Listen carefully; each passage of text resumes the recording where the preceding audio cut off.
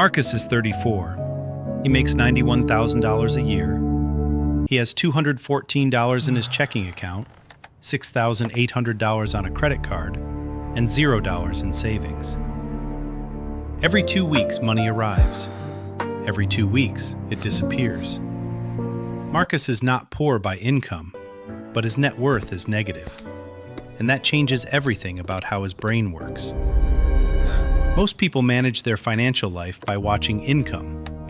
What comes in, what goes out, what's left at the end of the month.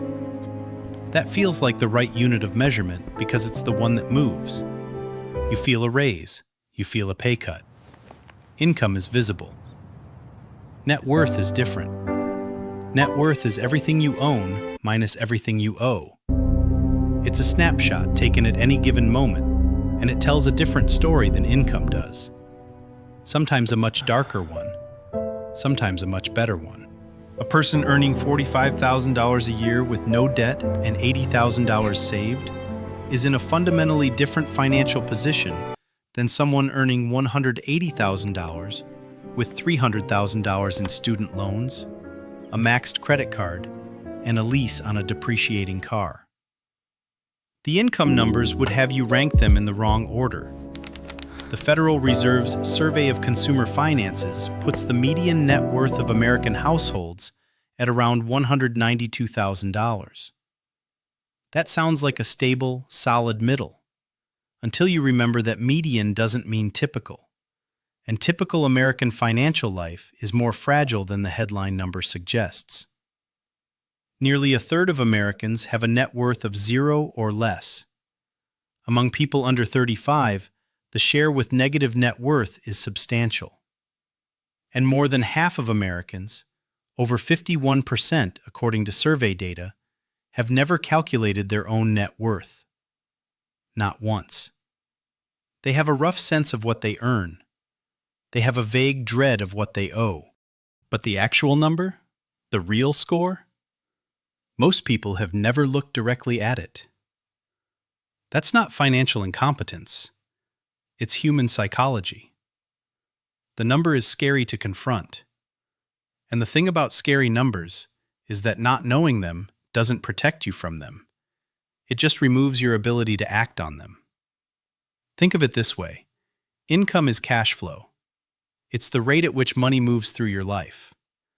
Net worth is the hard drive, the accumulated record of every financial decision you've ever made, the sum of what stayed, what built, and what you still owe for what didn't. You can have excellent cash flow running through a nearly empty drive. You can have modest cash flow and a remarkably full one. The two numbers describe completely different things. And the drive is the one that determines how your brain actually operates. That's what this is really about. Not the numbers themselves. The cognitive and psychological states those numbers produce. Because at each threshold, a different mind emerges. The same person, same intelligence, same values, same general temperament, makes structurally different decisions depending on where their net worth sits. Not because they become a different person, because the financial operating system they're running shapes what options feel available, what risks feel acceptable, and what the future feels like at all. Marcus is the place to start, because Marcus is where a significant portion of working Americans actually live. He earns well by most measures. $91,000 puts him comfortably above the U.S. median household income. He's educated, employed in a field he's reasonably good at, and by any outward marker, he looks financially stable. The car is late model. The apartment is decent. He goes out on weekends. But the actual accounting, his student loans sit at around $34,000.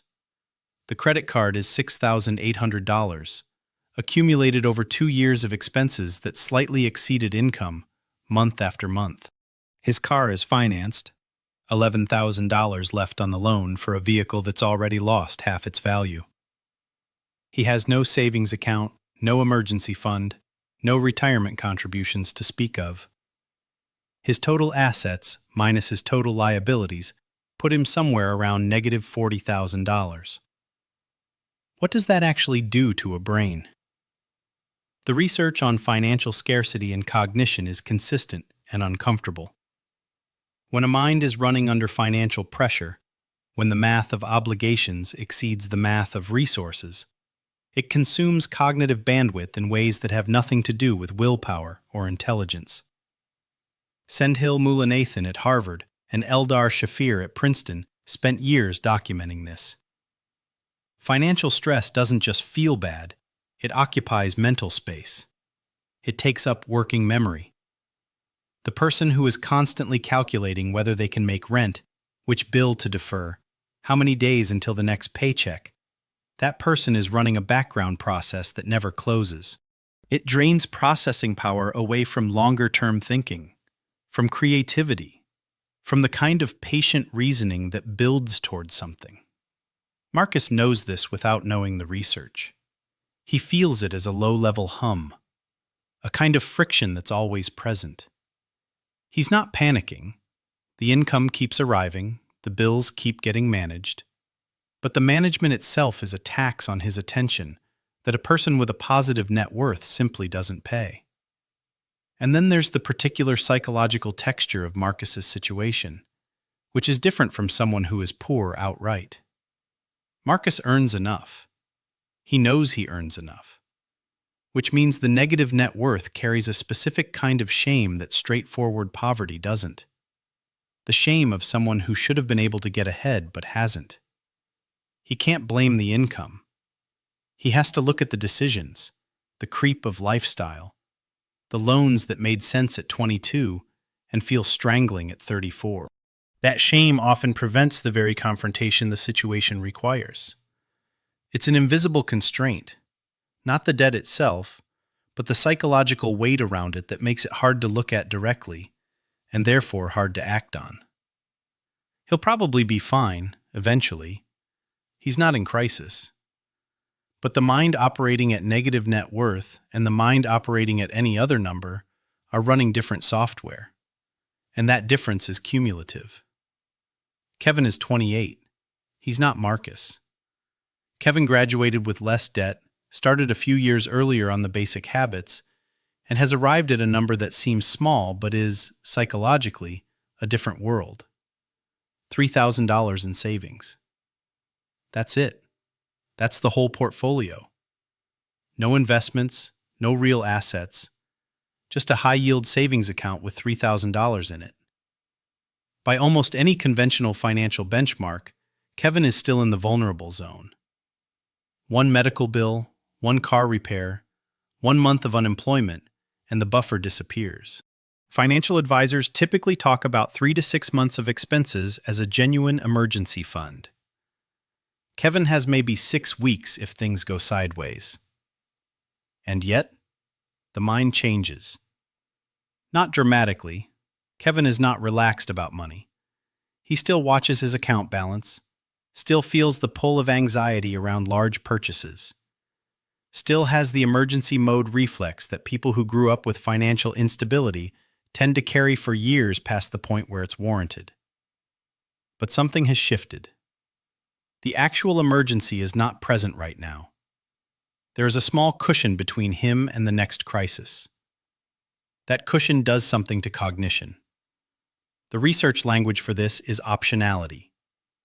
Kevin has, for the first time, a small amount of genuine choice.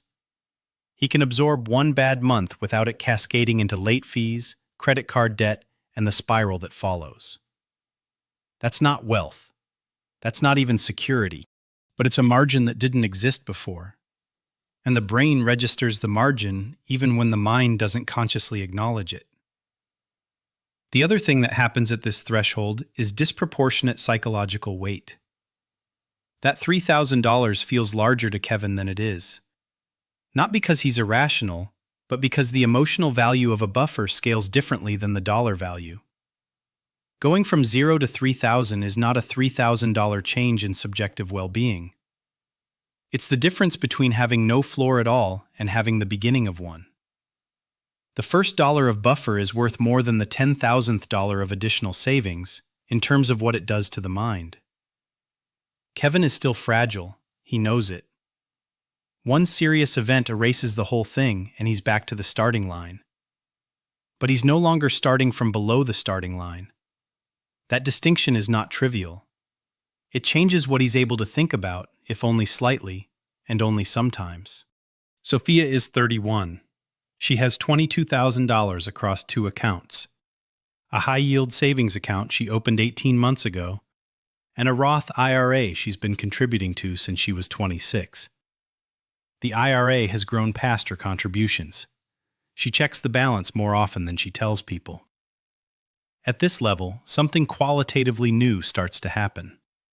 Net worth stops being a source of pure fear and starts becoming a number Sophia actually tracks. She knows what it is. She monitors it, loosely but deliberately. That shift, from avoidance to tracking, is not small. It represents a change in her relationship to the future. You don't track something unless you believe it's going somewhere. Tracking is a form of optimism, even when the tracker doesn't feel optimistic. She's moved from survival mode into something closer to calculation. The emergency fund exists. The retirement account is growing. She's starting to understand compound interest not as a concept she learned somewhere, but as a thing that is visibly happening to her money. That's a cognitive shift. She's beginning to think in timescales longer than the current month. But Sophia is still one serious event away from regression: a medical crisis, a job loss that lasts more than a few months, a family emergency that requires real money. Any of these would draw down the savings account and potentially stall the IRA contributions. She knows this. It produces a particular kind of vigilance. Not the pure emergency mode anxiety of Marcus, not the tentative hopefulness of Kevin, but a careful awareness that the progress is real and also not yet stable. The game feels, for the first time, like it might be real, like it's actually happening, and she might be winning it. That feeling is new. It changes what she's willing to try. Priya is 36. She has $78,000 in net worth. A 401k she's been maxing for 4 years, a car she owns outright, and an emergency fund that's properly sized for the first time in her adult life. No mortgage, no consumer debt. She rents. The $78,000 is not enormous, but it is assembled with a kind of intention that makes it feel solid. At this threshold, something new enters the psychological picture: a genuine floor. Not a comfortable floor. Not a floor that allows Priya to stop thinking about money. But a floor in the sense that one bad event no longer threatens to erase everything. She could absorb a serious problem, a period of unemployment, an unexpected medical bill, and not return to zero. That floor changes the architecture of decisions. For the first time, she is making some choices from a position that is not pure necessity. She took a job last year that paid slightly less than her previous role, but offered better learning opportunities and a more interesting problem space. She could do that because she had a floor. Without the floor, the salary difference would have been disqualifying. With it, other variables could enter the calculation. But here is the thing that surprises people about this threshold. The anxiety doesn't disappear. It transforms. Before Priya had assets, she was afraid of not having anything. Now that she has something, she's afraid of losing it. Loss aversion, the well-documented psychological phenomenon that makes losing something feel roughly twice as bad as gaining something equivalent feels good, amplifies when there is actually something to lose. The more real the asset base becomes, the more the mind fixates on protecting it.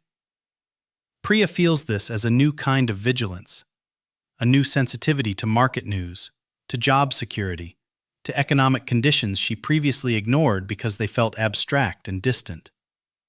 She checks her 401k more than she should. She feels a version of fear she didn't have at zero, because at zero, there was nothing to protect. Some people at this level feel more anxious than they did at zero, because now there's something to lose. Others say the floor finally lets them breathe. Write which one describes you. James is 41. His net worth is $210,000. That number is composed of roughly $95,000 in home equity on a house he bought 6 years ago, $88,000 in a 401k and a brokerage account he opened in his early 30s, and assorted smaller assets. No significant debt other than the mortgage. By the Federal Reserve's measure, James is slightly above median. He doesn't feel wealthy. He feels like he's making progress. The six-figure threshold does something particular to cognition. It's partly the number's psychological weight as a milestone. Humans respond to round numbers with disproportionate attention, and 6 figures carries cultural meaning in the United States. But it's more than that. At $210,000, for the first time, James's money is doing real work while he sleeps. The compound returns on his accounts are meaningful. The equity in his home is appreciating in a way that the balance sheet registers. He's not rich, but he is, in a technical sense, accumulating. His career thinking has changed. Before, he evaluated job offers almost entirely on salary. Now, he reads equity packages, vesting schedules, 401k match structures. He's started asking about company stability and exit prospects in ways that feel, to him, like new fluency. It's not that salary doesn't matter. It's that he's started to understand that salary is just one variable in a larger equation that includes time, trajectory, and what the balance sheet will look like in 10 years rather than 10 months. He said something to a friend last year that's been with him since. The game is bigger than I thought. Not in an intimidating way. In the way of someone who has been playing chess with only the pawns and has just realized that the other pieces have completely different rules. He didn't mean he'd been playing wrong. He meant he hadn't understood the full board. The mind at $200,000 is computing multi-year scenarios in a way that the mind at $20,000 genuinely cannot. Not because of intelligence or even knowledge, but because the balance sheet has made those scenarios feel real and actionable rather than abstract and aspirational. James is beginning to think like someone with assets. That's a learned cognitive mode, and the net worth is what made the learning possible. Rachel is 47. Her net worth is $680,000. It took her 2 decades of consistent decisions to get there. A paid-off car, a home that's appreciated substantially, maxed retirement accounts, a brokerage account she started adding to in her late 30s when the retirement question began to feel urgent. $680,000 is not the number people name when they think about freedom. But it has done something to her relationship with money that feels, from the inside, like a structural shift. The phrase that keeps occurring to her is that the money is working. Not that she is working. The money is working. There are assets generating returns she didn't directly labor for. That's not passive income in the aspirational social media sense. It's the real thing. Compound returns on a large enough base that the growth each year represents meaningful money. Money that didn't require her time. It's a strange sensation the first time you actually feel it rather than just understand it as a concept. The shift at this level is from accumulation anxiety to allocation thinking. For most of Rachel's adult life, the question was, how do I get more? How do I contribute more, earn more, save more? Now the question is different. What should this money be doing? Where should it be positioned? The psychological energy that used to go towards scarcity now goes towards strategy. It's not that strategy requires more intelligence. It's that scarcity is so cognitively demanding that it crowds out the space where strategy would live. Rachel has started thinking of her money in something close to the third person. Not as a resource she possesses, but as a system she manages. Money as an employee, one that works while she sleeps, doesn't call in sick, doesn't require managing. That cognitive frame, money as agent rather than object, is new. It becomes possible, really possible, somewhere in this range. Before $500,000, it's a metaphor. After it, it starts to be literally true.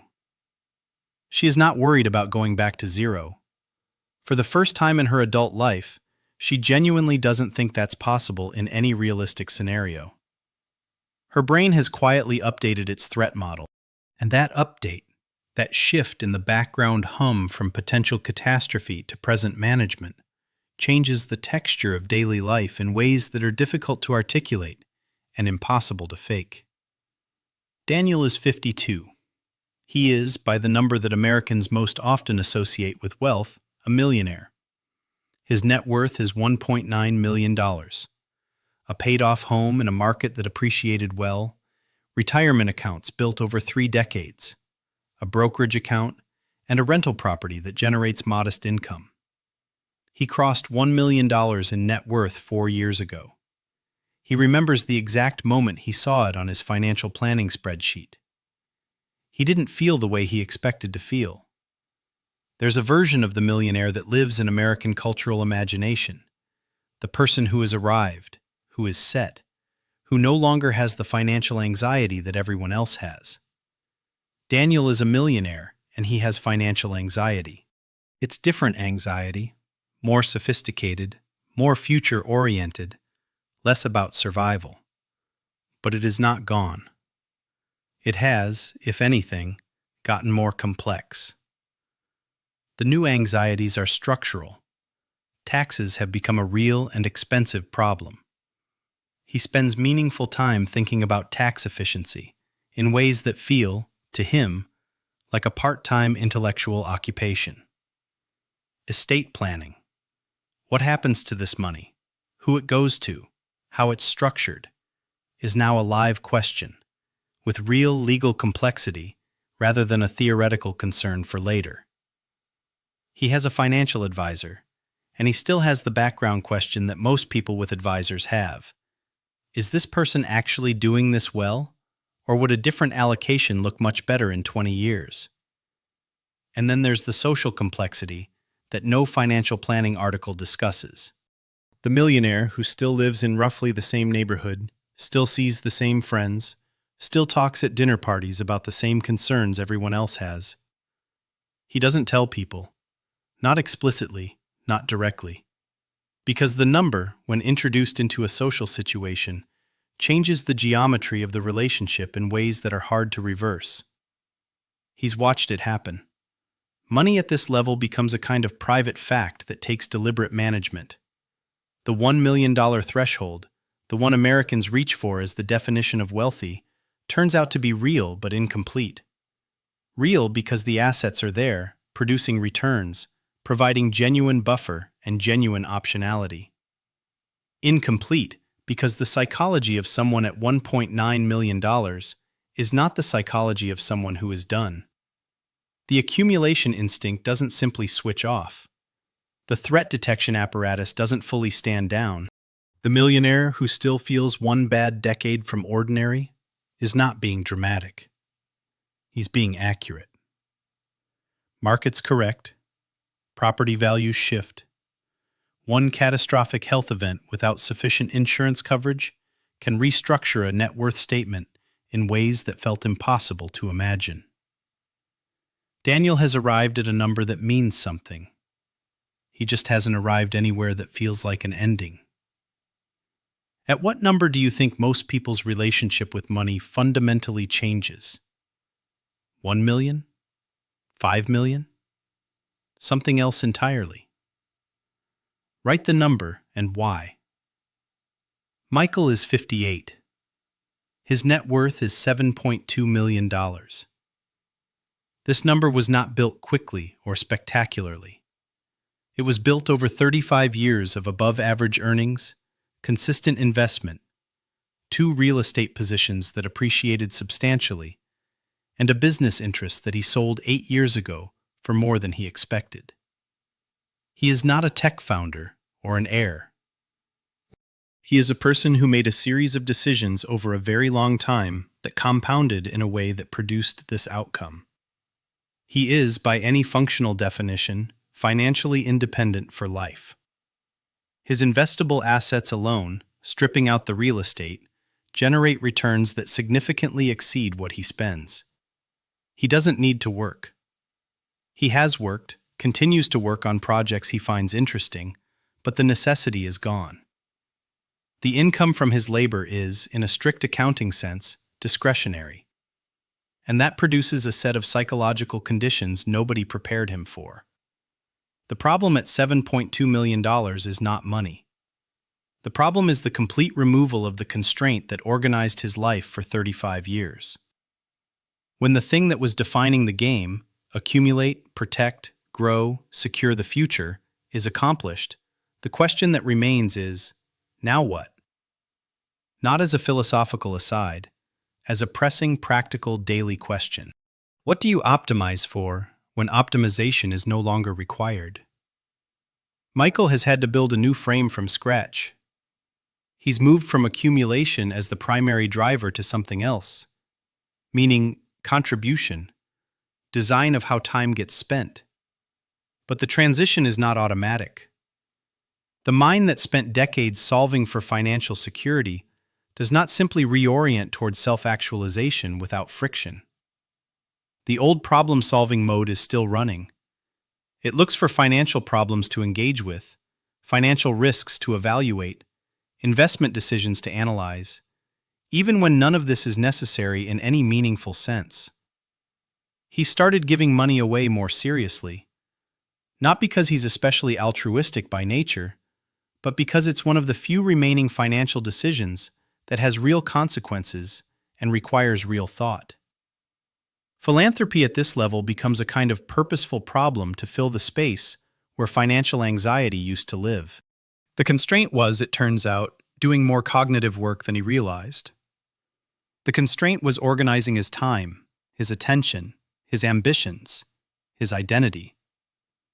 When it lifted, he had to consciously construct replacements. The game changed games. And the new game doesn't come with a rule book. The larger discovery, the one that Michael talks about carefully when he talks about it at all, is that money was solving a problem that had a much deeper version underneath. The financial problem was visible and measurable. The deeper problem, who am I? What is time for? What does a life with intention look like? Was always there, just hidden under the urgency of the financial one.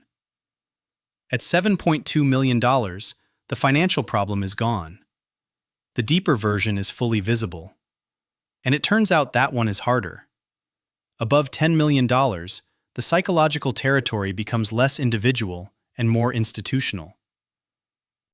There is no single character to anchor this level, because at this range, the personal psychology of the individual increasingly separates from the management of the wealth itself.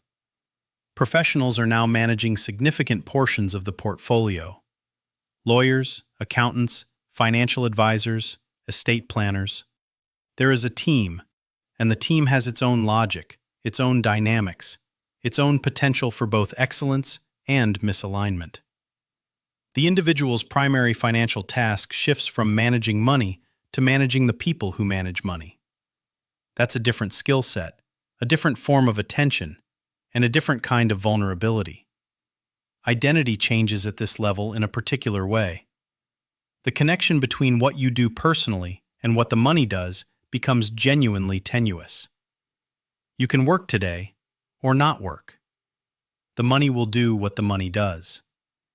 That disconnection between personal labor and financial outcome, which is liberating in one sense, can be destabilizing in another. The self that was built around production and contribution loses one of its main feedback loops. What you create with your time no longer determines what happens to your financial life. For people who built the wealth through their own effort over decades, this disconnection can feel surprisingly hollow.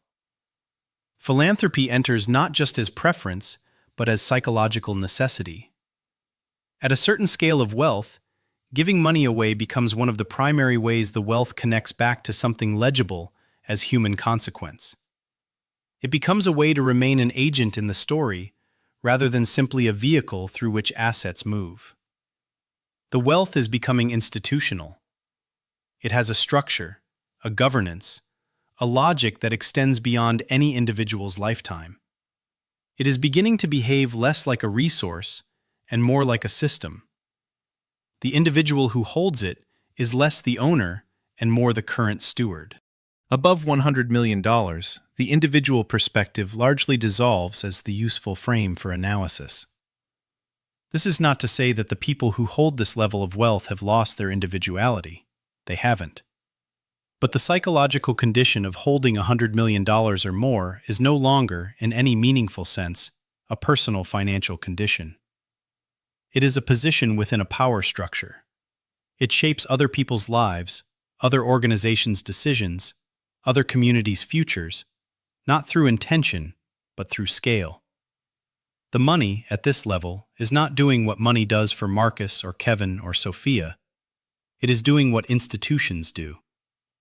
The diminishing marginal utility of money, the economic principle that each additional dollar provides less additional satisfaction than the previous one, has long since flattened into something close to zero for direct personal consumption.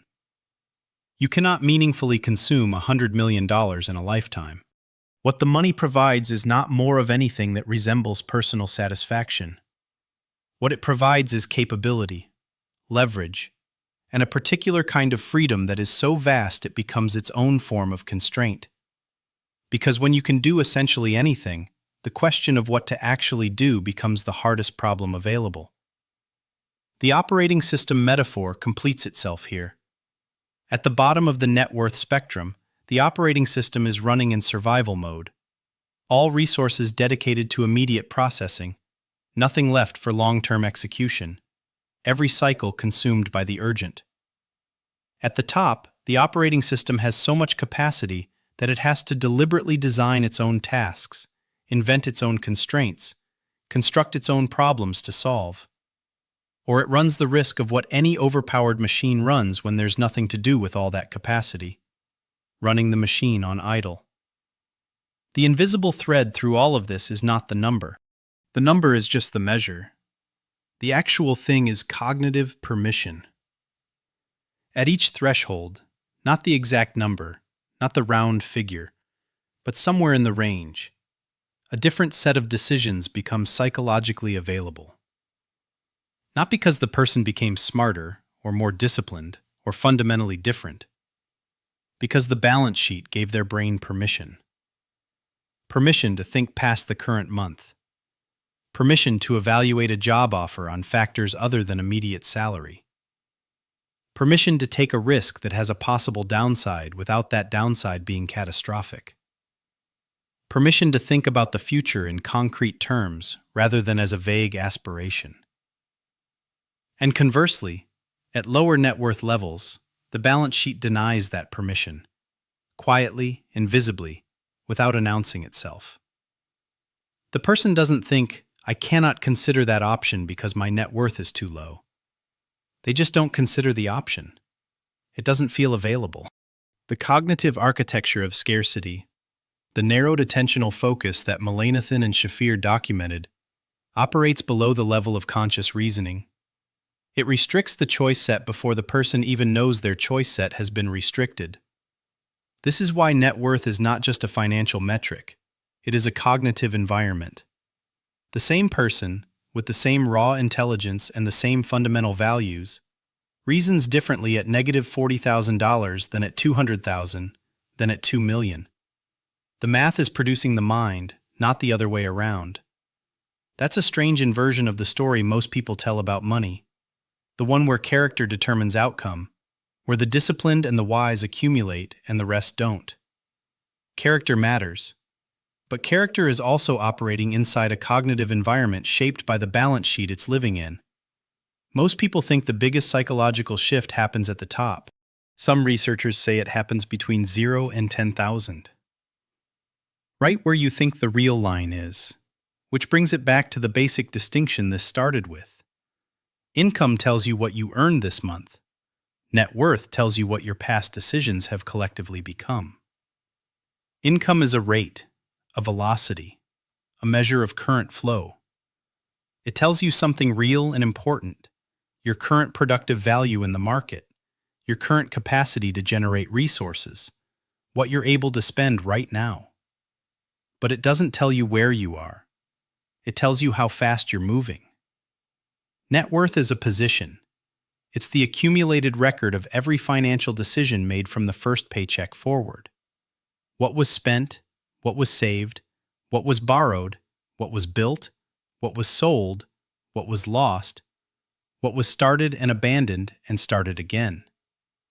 It's a record of choices made under all the various pressures and cognitive environments and life circumstances that preceded this moment.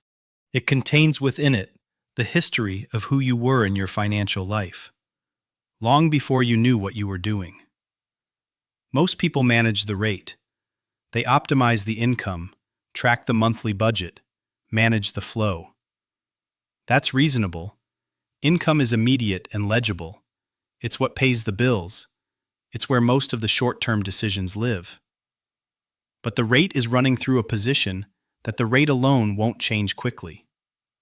A person earning $100,000 a year with a negative net worth is not, in the terms that matter most, ahead of a person earning $50,000 with $100,000 in assets.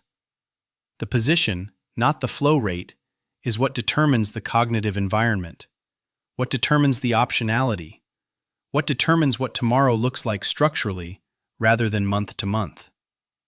And the record accumulates whether you're paying attention to it or not. Decisions made at 23 show up in the balance sheet at 43. The student loan, the retirement contribution that started early or didn't, the house bought at the right time or the wrong one, the emergency fund that was there when the emergency arrived or wasn't. All of it is in the record. The record is indifferent to intention. It only reads outcome. Most people ignore the record until the record is the only thing that matters. Until the question is not how much is coming in this month, but what has accumulated, what exists independently of this month's income, what the balance sheet says about who the past version of you was, and what that means for who the present version of you gets to be.